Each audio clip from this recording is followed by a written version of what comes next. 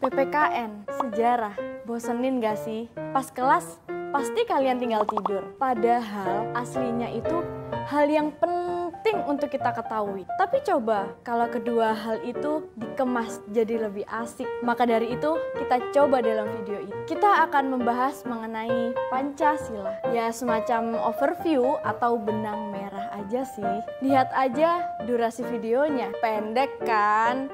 Ya karena kalau dijelasin secara detail ya kepanjangan. Coba kalian dengerin, pasti asik kok.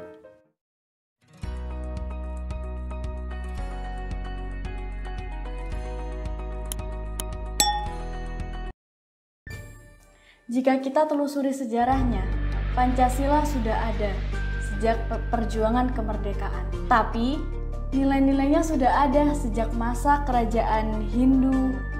Kerajaan Majapahit terkenal luas dan beragam kebudayaannya. Ada berbagai kepercayaan yang dianut oleh penduduknya. Pemerintah Majapahit sangat toleran dengan perbedaan yang ada. Penganut Hindu dan Buddha dapat hidup berdampingan. Pada era kolonial Belanda, ada yang namanya politik etis. Kebijakan Belanda itu merupakan bentuk balas budi terhadap rakyat kolonial yang sudah dijajah. Tapi ada bagusnya bahwa gerakan ini mencetak banyak pemuda-pemudi yang nantinya ikut berkontribusi dalam lahirnya Pancasila.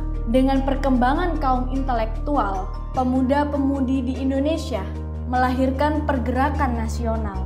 Kemudian ada yang namanya Sumpah Pemuda yang menjadi cikal bakal persatuan para pemuda-pemudi Indonesia. Oke, selanjutnya memasuki pada masa penjajahan Jepang, di mana Jepang dianggap sebagai saudara tua di Asia, khususnya di Indonesia. Pada saat penjajahan Jepang ini ada beberapa peristiwa yang berkaitan dengan Pancasila. Yang pertama yaitu ada BPUPKI atau Badan Penyelidik Usaha-Usaha Kemerdekaan Indonesia. Merupakan sejarah dimulainya Pancasila sebagai dasar negara. Nah, di BPUPKI sendiri ada 2 sidang. Untuk sidang yang pertama dilakukan pada 3 hari, yaitu dari tanggal 29 Mei sampai tanggal 1 Juni 1945. Oke, di sini kita mulai dari tanggal 29 Mei 1945, di mana ada Muhammad Yamin yang mengemukakan opininya mengenai 5 asas dasar negara, yaitu ada peri kebangsaan, peri kemanusiaan, peri ketuhanan, peri kerakyatan, dan kesejahteraan rakyat. Nah, lanjut pada tanggal 31 Mei ada Mr. Supomo, yaitu ada persatuan, kekeluargaan, keseimbangan lahir dan batin, musyawarah, dan keadilan rakyat. Tanggal 1 Juni 1945 dianggap sebagai hari lahirnya Pancasila. Ada Insinyur Soekarno yang juga merumuskan 5 dasar negara, yaitu yang pertama ada internasionalisme, 2 ada peri kemanusiaan, mufakat dan demokrasi, kesejahteraan sosial, dan ketuhanan yang Maha Esa. Dalam perumusannya sudah ada yang namanya Pancasila sebagai dasar negara. Namun pada akhirnya isi dari Pancasila sendiri belum diketahui secara jelas. Maka dari itu dibentuklah Panitia 9 untuk menentukan isi-isi dari 5 dasar Pancasila tersebut. Dari Panitia 9 tersebut melahirkan Piagam Jakarta, di mana dalam sila pertamanya banyak menuai kontroversi dari beberapa kalangan. Maka dari itu, untuk sila pertama dengan bunyi ketuhanan dengan menjalankan syariat Islam bagi pemeluk-pemeluknya diganti dengan ketuhanan yang Maha Esa. Selanjutnya yaitu pada sidang kedua dari BPUPKI ada pembahasan mengenai Undang-Undang Dasar yang pembukaannya berisi Pancasila sebagai dasar negara. Nah, selanjutnya dalam perkembangan Pancasila sebagai dasar negara ada pembentukan Panitia Persiapan Kemerdekaan Indonesia yang merupakan lanjutan dari BPUPKI yang dibentuk oleh pimpinan Indonesia sendiri untuk mengesahkan Pancasila sebagai dasar negara.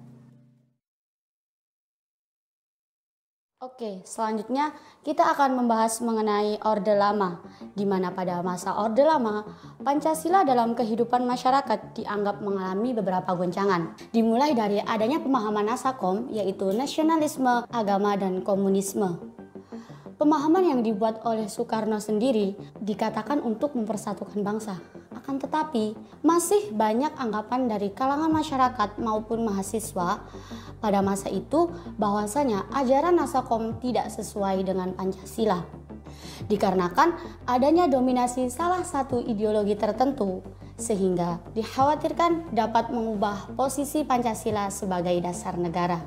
Oke, selanjutnya yaitu adanya ajaran Resopim atau yang kita kenal dengan Revolusi Sosialisme Indonesia dan Pemimpin Nasional. Yang dalam ajaran Resopim ini dikatakan untuk memperkuat kedudukan penguasa. Inti dari ajaran Resopim sendiri yaitu adanya bahwa kehidupan berbangsa dan bernegara harus dicapai melalui revolusi, dijiwai dengan sosialisme Indonesia dan dikendalikan oleh Panglima Besar Nasional. Oke, selanjutnya yaitu Indonesia juga pernah ditunjuk menjadi tuan rumah dari Asian Games pada tahun 1962. Di Asian Games tersebut menghasilkan banyaknya konstruksi bangunan mewah seperti Hotel Indonesia, Jalan Semanggi, dan tentunya Monas sendiri. Peristiwa ini dinamakan dengan proyek mercusuar, di mana berbagai pihak menilai bahwa pembangunan ini tidak merata karena hanya fokus di daerah tertentu dan tidak sejalan dengan sila kelima yaitu keadilan sosial bagi seluruh rakyat Indonesia. Yang terakhir yakni di sini saya akan membahas mengenai Orde Lama juga diwarnai dengan beberapa pemberontakan yang ingin mengganti Pancasila sebagai dasar negara. Yaitu yang paling kita kenal adalah Gerakan 30 September, yaitu PKI di mana paham komunis ingin mengganti Pancasila sebagai dasar negara.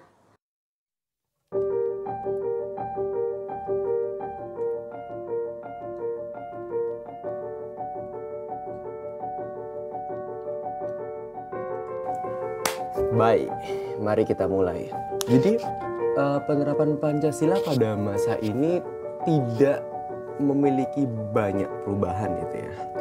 Nah, salah satunya yang notable adalah penyederhanaan partai politik. Oke. Nah, yang pertama, jadi awalnya itu partai politik itu ada banyak kan ya, tapi dikerucutkan cuma menjadi 3. Yang pertama adalah PDI, P3, dan juga Golkar. Dan semua partai ini harus menggunakan Pancasila sebagai asas tunggalnya. Dan dalam menjaga keutuhan Pancasila, militer pun ikut juga dilibatkan. Nah, tindakan ini menjadi sebuah justifikasi. Jadi justifikasi dalam melakukan pengetatan seperti pemberedaran surat kabar, penangkapan aktivis, dan banyak lainnya gitu.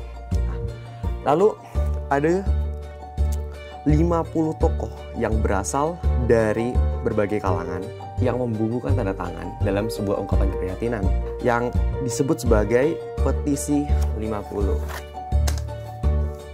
Banyak kalangan menilai Pancasila disalahgunakan oleh penguasa pada saat itu. Kemudian ada repelita atau rencana pembangunan 5 tahun. Ada 1-6. Repelita ini bagus karena ada sebuah acuan atau pedoman dalam melakukan pembangunan. Tapi sayangnya pembangunan tersebut kurang merata. Tapi tidak semuanya itu negatif ya. Ada yang namanya P4. P4 ini adalah pedoman, penghayatan, dan pengamalan Pancasila. Cukup panjang sih namanya. Tapi intinya P4 ini adalah sebuah pedoman dalam mengamalkan Pancasila dalam kehidupan sehari-hari. Era sebelumnya yang berlangsung hingga kini yang kita kenal sebagai masa reformasi. Penerapan dan implementasi Pancasila bisa dibilang lebih baik dari masa sebelumnya. Ya, tapi jelaslah tidak sempurna. Dari kebebasan berpendapat, bersyarikat, dan pers, pendidikan Pancasila tetap ada di sekolah. Ya, tapi tidak seketat masa sebelumnya yang sekarang disebut dengan PPKN. Tetapi ada sebuah ancaman baru, organisasi yang punya ideologi yang ingin menggantikan Pancasila, yang salah satunya adalah HTI. Apa sih kepanjangan HTI? HTI merupakan Hizbut Tahrir Indonesia. Mereka ingin membuat negara khalifah di Indonesia yang jelas bertentangan dengan Pancasila. Selain itu, ada juga tantangan berupa keterbukaan informasi dari media sosial yang diakibatkan oleh globalisasi. Masyarakat jadi lebih mudah terpapar dengan pemahaman yang tidak sesuai dengan Pancasila. Dekadensi moral seperti pergaulan bebas, LGBT, penyalahgunaan narkoba, dan minuman beralkohol menjadi polemik bagi kita semua. Masa sekarang memiliki tantangan dan hambatan yang berbeda dalam implementasi Pancasila dibandingkan era-era sebelumnya. Ya, setidaknya itu ringkasan singkat mengenai sejarah Pancasila. A lot of detail to be missed, tapi kami harap dengan video ini kalian menjadi lebih penasaran untuk mencari-cari lagi tentang sejarah Pancasila. Memang mempelajari sejarah itu leave us with a bitter taste, karena ya sejarah tidak seindah itu gitu kan. Nah, begitulah fungsi mempelajari sejarah. Those who don't know history are destined to repeat it. Thank you for watching.